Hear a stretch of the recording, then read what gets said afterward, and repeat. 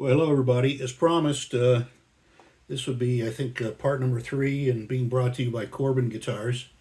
And it's just a little bit about guitar history.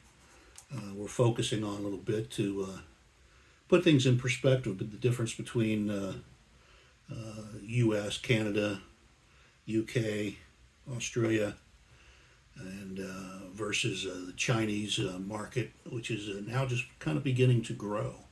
So, this market here is very mature. We have a lot of guitars that are tied to the past and to the history of the guitar explosion, which, in my opinion, was in the mid '60s, mid to late '60s. And this is one of the guitars that played a major part in that whole era. This is a 1954 New York Epiphone with original Paul Bigsby pickups, which I believe to be factory installed, so it was probably a custom order at that time. And again, it's just amazing to me to think who played this, the journeys that had seen, and what songs did it play. If it could only talk, it would be have, I'm sure, amazing stories. I've owned this guitar probably for 40 years, somewhere in that neighborhood. But anyway, it's had some restoration done on it, but actually it's less the pick guard and a couple of screws. It is completely original as it was in 1954. So anyway, here's some ideas of what it sounded like, but let's talk about the history for a moment. These archtop guitars, again, were kind of at a crossroads, at least at this year, 1954, 55, 56. Music was still jazz was popular, and you had serious players playing this style of guitar. I have only seen one other of these with this particular pickup arrangement, and it was in a movie trailer of Hank Garland and Patsy Cline movie, I believe. And I've also seen these pickups on some of the Bigsby electric guitars that Paul Bigsby had built for Merle Travis. At least that's my understanding of the origination of those instruments. But anyway, these guitars are at the crossroads of time. They kind of worked very heavily in the jazz world, both in the orchestra, big band, and solo players, instrumentalists, and they also crossed over into the rock and roll world. And these types of instruments can be seen with Scotty Moore, with Elvis Presley, which again was, somebody will check my history here, but 56, 57, 58, those lots of old film and photographs of those years of Scotty Moore playing archtop guitar. I'm not saying it was an Epiphone. I really don't remember. Probably a Gibson at that time, but I could be an Epiphone. Epiphone, Guild, and Gibson, to my knowledge, were the three big names.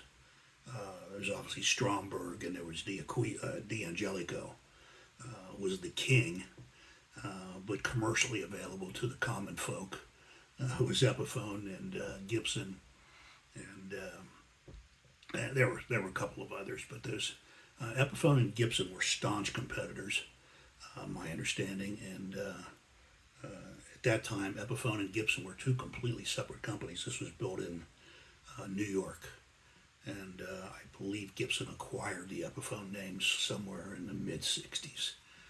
Somebody will check me on that, I'm sure, but I think that's pretty close. Anyway, kind of a few little standard things I'll do on this for you. I played this before and I erased it. I did some really fun playing. At least I thought it was kind of fun. Now I'll probably screw it all up, but I'm not editing anything.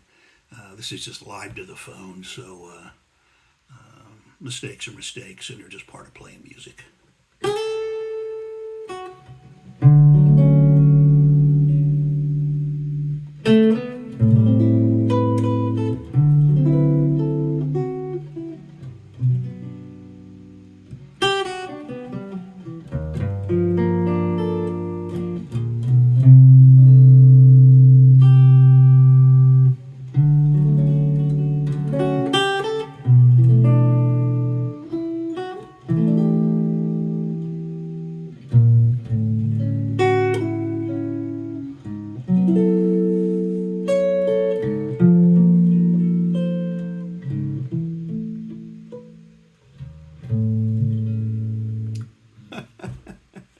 It's supposed to be. I'll do that again for you.